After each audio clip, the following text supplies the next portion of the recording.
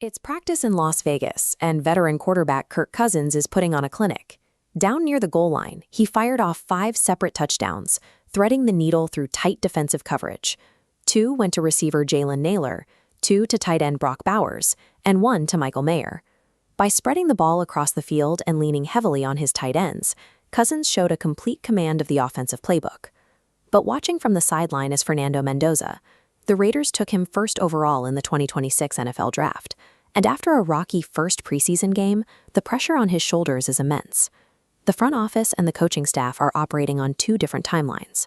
While the investment in a number 1 pick suggests a need for immediate returns, Kubiak's staff requires the type of mistake-free efficiency that usually only comes with veteran experience.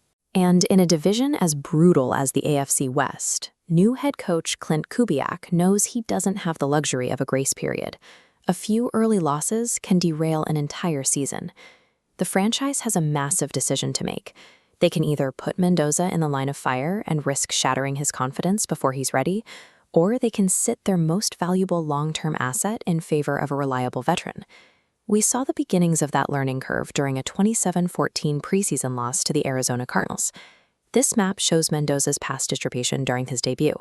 While his final stat line of 10 completions on 16 attempts for 97 yards and a touchdown shows baseline competence, you can see how his accuracy dropped off when forced to process reads quickly under pressure. Mendoza admitted things felt fast. Looking at his 3rd offensive series, he missed an open read in the flat, throwing into tighter coverage instead. That specific struggle is exactly why the front office brought Kirk Cousins into the fold.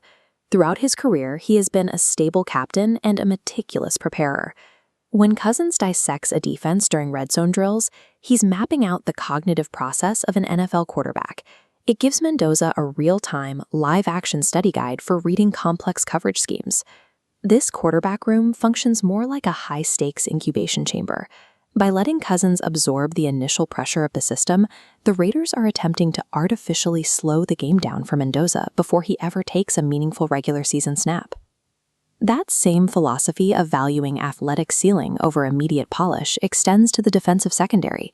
Take second-year cornerback Darian Porter. He's tall, long-limbed, and incredibly fast, the exact physical archetype that defensive coaches like Pete Carroll popularized over the last decade. This chart illustrates the steep learning curve for a player like Porter, who actually played wide receiver in college. The physical mechanics of running forward on offense are entirely different from the reactive, backpedaling footwork required to cover NFL receivers. Despite that difficult transition, his athletic upside paid off during his rookie year. Across 295 total coverage snaps, which is every time he was tasked with guarding a receiver on the pass play, Porter didn't allow a single touchdown. But development is rarely a straight line. Last week against Arizona, his technique faltered and he gave up a tough touchdown to Marvin Harrison Jr. When Clint Kubiak immediately went to the press and called Porter an ascending player, he was actively protecting his young corner. It's a calculated move to keep a high-ceiling prospect confident while he battles for a starting job.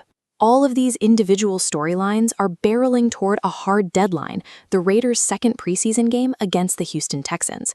Kubiak is currently navigating how to distribute a finite number of first-team offensive snaps. He has to decide exactly how to split those limited repetitions between Cousins, Mendoza, and Aiden O'Connell without under-preparing any of them. This matrix visualizes the constant tightrope NFL coaches walk in August. You need your young players to get game speed repetitions, but every additional snap increases the risk of a severe injury or a confidence-crushing mistake in a game that doesn't actually count. The exact same logic applies to the secondary, where Porter needs crucial live reps to hold off rookie Hezekiah Masses for that starting cornerback spot. The decisions made in these practice reps and meaningless games dictate the franchise's trajectory. If they successfully develop this elite youth, they could open a championship window that lasts a decade. If they fail and lean too heavily on stopgap veterans, they risk falling right back to the middle of the pack. Ultimately, Clint Kubiak's first year as head coach won't be defined entirely by the plays he draws up on a whiteboard. His success hinges on how effectively he manages the volatile, highly psychological process of turning talented rookies into reliable professionals.